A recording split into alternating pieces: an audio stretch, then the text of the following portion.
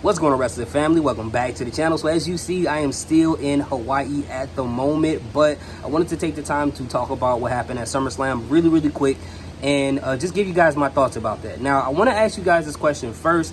What do you guys think, or do you feel like that this year's SummerSlam is the best SummerSlam of all time? Let me know in the comment section. I've seen that conversation online happening a lot, and I'll give you guys my thoughts about that after I give you guys my thoughts about this year's SummerSlam. So if you ask me, how do I feel about SummerSlam this year?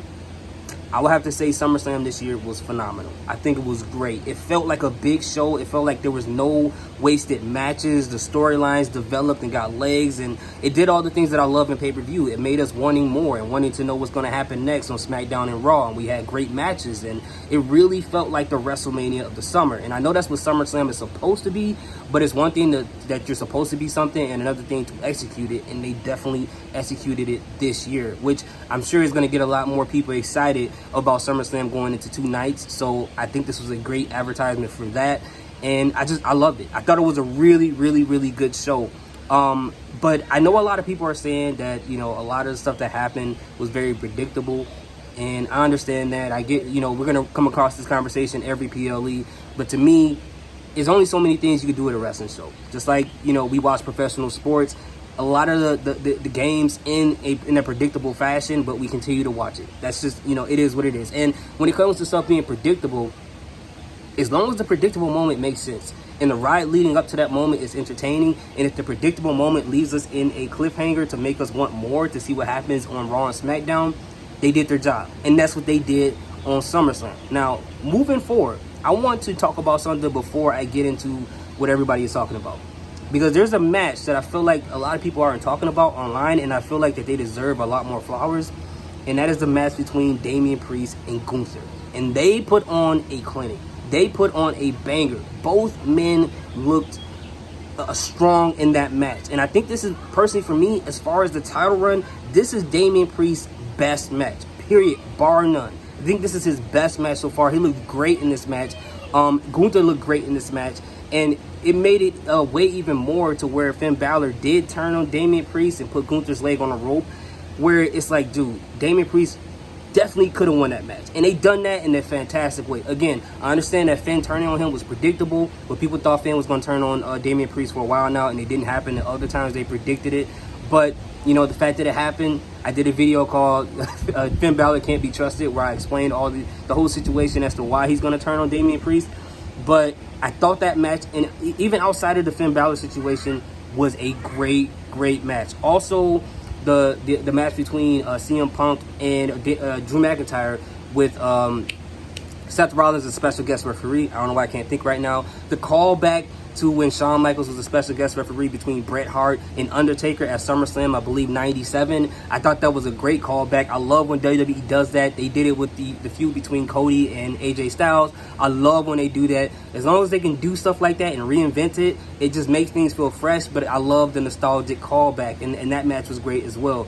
But let's talk about the bigger moment that happened that night, because I don't have too much time, and that was the match between Solo and Cody Rhodes, which, again, I know I'm saying this again, I feel like this is Solo Sikoa's best match, bar none. Best match, period. And I know it's not going to say much, and people may say, well, it's only that great of a match because of the Bloodline rules and other people were involved and Roman Reigns returned.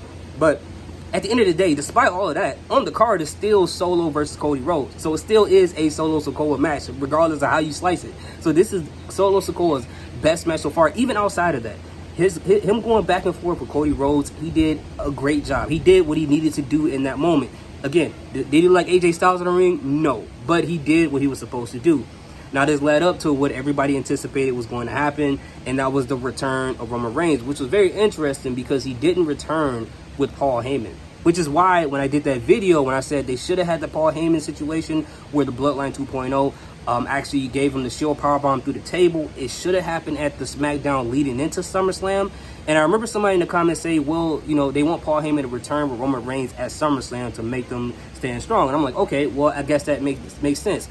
But since Paul Heyman wasn't back, I'm like, that would have just made more sense to do it then, because now the heat would have been fresh, and then Roman Reigns coming back, it would have just made it that much more you know, crazy in a sense. But even without that happening, Roman Reigns coming back does not matter. Roman Reigns coming back, and even though people expected it, still a crazy moment, man.